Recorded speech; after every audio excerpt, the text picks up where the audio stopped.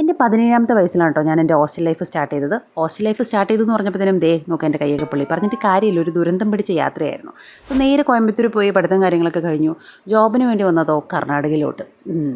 കോയമ്പത്തൂരിലെ ഫുഡേ പറ്റുന്നില്ല. അപ്പോൾ കർണാടകയിൽ വന്നിട്ട് ഇവരുടെ മുദ്ദ, ബിസിബലാബാദൊക്കെ കണ്ടപ്പോഴത്തേക്കും എൻ്റെ കണ്ണുകൾ നിറഞ്ഞു പോയി. സോ കേരള, തമിഴ്നാട്, കർണാടക 3 സ്റ്റേറ്റും മാറി മാറി ട്രാവൽ ചെയ്തപ്പോൾ എനിക്ക് മനസ്സിലായിട്ടുള്ള ഒരു കാര്യം, നമ്മൾ വീട്ടിലുണ്ടാക്കുന്ന ഫുഡ്, അമ്മയുടെ ഫുഡ് ഇങ്ങനെയൊക്കെ പറഞ്ഞ് എക്സ്പെക്റ്റ് ചെയ്തുകൊണ്ട് നടക്കാൻ പറ്റില്ല.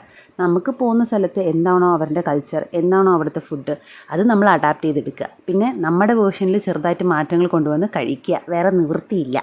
ഈ ഫിറ്റ്നസ് എന്ന് പറഞ്ഞ കാര്യം എൻ്റെ അജണ്ടയിലേ ഇല്ലായിരുന്നു. അൺടിൽ അൺലെസ് ഞാൻ സ്ട്രെസ്സൊക്കെ കാരണം കൂടെ ഒരുപാട് തടി വെച്ച് ചക്കപ്പോത്തൊക്കെ ആയപ്പോഴാണ് എനിക്ക് തോന്നിയത് ഓക്കെ നമ്മൾ എന്തെങ്കിലുമൊക്കെ കാണിച്ച് നമ്മുടെ ലൈഫ് സ്റ്റൈൽ ഒന്ന് മാറ്റിയെടുക്കണമെന്ന്. പിന്നെ ഞാൻ പ്രോപ്പറായിട്ടുള്ള ഡയറ്റും അതുപോലെ തന്നെ എക്സസൈസും കാര്യങ്ങളൊക്കെ സ്റ്റാർട്ട് ചെയ്തു. ഐ നോ ഹോസ്റ്റലിലുള്ള വ്യക്തികൾക്ക് ഈ ഫുഡിൻ്റെ കാര്യത്തിൽ ഭയങ്കര സീനായിരിക്കും. ഈ ഡയറ്റ് എന്ന് ഉദ്ദേശിക്കുന്നത് നമുക്ക് ഹോസ്റ്റലിൽ കിട്ടുന്ന സാധനത്തിൽ നമുക്ക് ആവശ്യമുള്ളത് മാത്രം നമ്മൾ അറേഞ്ച്മെൻറ്റ്സ് അങ്ങോട്ടും ഇങ്ങോട്ടും മാറ്റി അതിൻ്റെ കൂടെ തന്നെ എക്സ്ട്രാ അഡീഷണലി എന്തെങ്കിലും കാര്യം ആഡ് ചെയ്യുമ്പോഴത്തേനും നമുക്ക് നല്ലൊരു മീൽ കിട്ടും. സോ ഇതുപോലത്തെ സാലഡ്സും കാര്യങ്ങളൊക്കെ നിങ്ങൾ ഉണ്ടാക്കി കഴിക്കുവാണെങ്കിൽ, പ്രോപ്പറായിട്ടുള്ള ക്വാണ്ടിറ്റിയും കാര്യങ്ങളൊക്കെ മെയിൻറ്റെയിൻ ചെയ്യുവാണെങ്കിൽ it helps a lot. So ഈ സാലഡിൻ്റെ റെസിപ്പി വേണമെങ്കിൽ ഡിസ്ക്രിപ്ഷൻ ബോക്സിൽ ഞാൻ എന്തായാലും കൊടുത്തേക്കാം, ഒന്ന് പോയി ചെക്കൗട്ട് ചെയ്ത് നോക്കാം. പിന്നെ എൻ്റെ ബാക്കിയുള്ള ഫിറ്റ്നസ് ജേർണീൻ്റെ കഥകളൊക്കെ ഞാൻ അപ്കമിങ് വീഡിയോസിൽ പറയാം കേട്ടോ. അപ്പോൾ അത്രേ ഉള്ളൂ. Thanks for watching. ബൈ.